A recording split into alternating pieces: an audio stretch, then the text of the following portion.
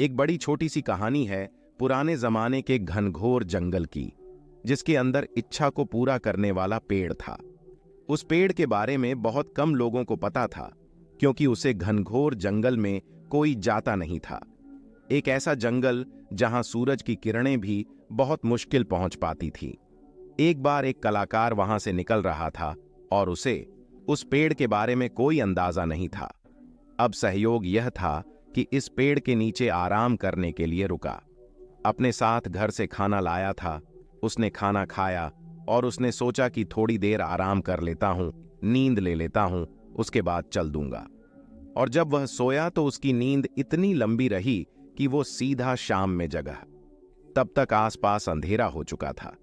उसे लगा कि अब तो मुझे यहीं रात बितानी होगी, इसके अलावा मेरे पास कोई चारा नहीं।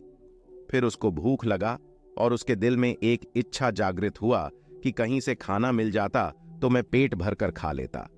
कमाल की बात यह हुई कि उसके सामने पकवानों से भरी हुई एक थाली आ गई। उसे बहुत भूख लग रही थी, इसलिए उसने ज्यादा सोचा नहीं, चुपचाप खाने लग गया और भरपेट उसने खाने का मजा लिया। एक से बढ़कर एक पकवान थे। उसने खाना खा लिया तो उसके मन में एक और इच्छा हुई कि कहीं से कुछ पीने को मिल जाता। उसके सामने शरबत के 2 बड़े बड़े ग्लास आ गए। वह बहुत खुश हुआ और उसने वह शरबत भी पी ली, और यह नहीं सोचा कि यह कहां से आ रहा है। उसके मन में एक और इच्छा हुई कि जब इतना सब कुछ हो ही रहा है तो कहीं से तकिया आ जाता, सिरहाने लगा लेता।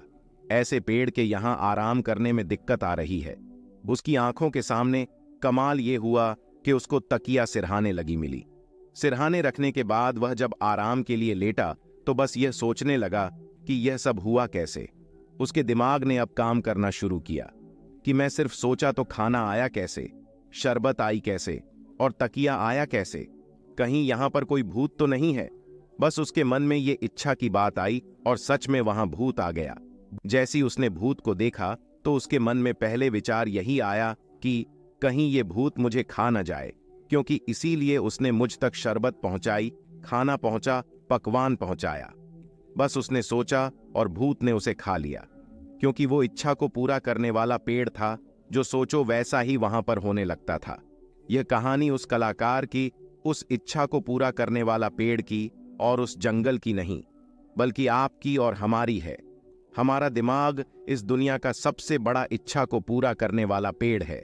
लेकिन कमाल की बात यह है कि हम हमेशा नेगेटिव सोचते हैं और वैसा ही घटने लगता है। बारिश हो रही होती है और हम यह सोचते हैं कि कहीं बीमार ना पड़ जाए और फिर बीमार पड़ जाते हैं।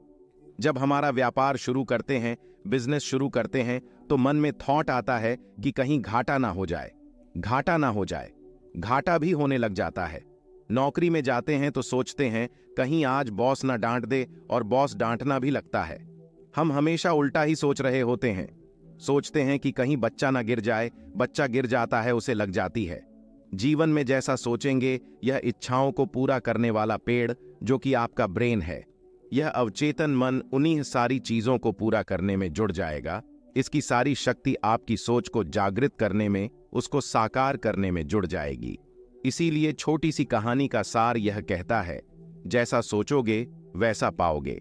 इसलिए सोचना पॉजिटिविटी के साथ शुरू कीजिए, वरना जीवन में आपका इच्छाओं को पूरा करने वाला पेड़ एक भूत को लेकर आएगा और वह भूत आपको खा जाएगा।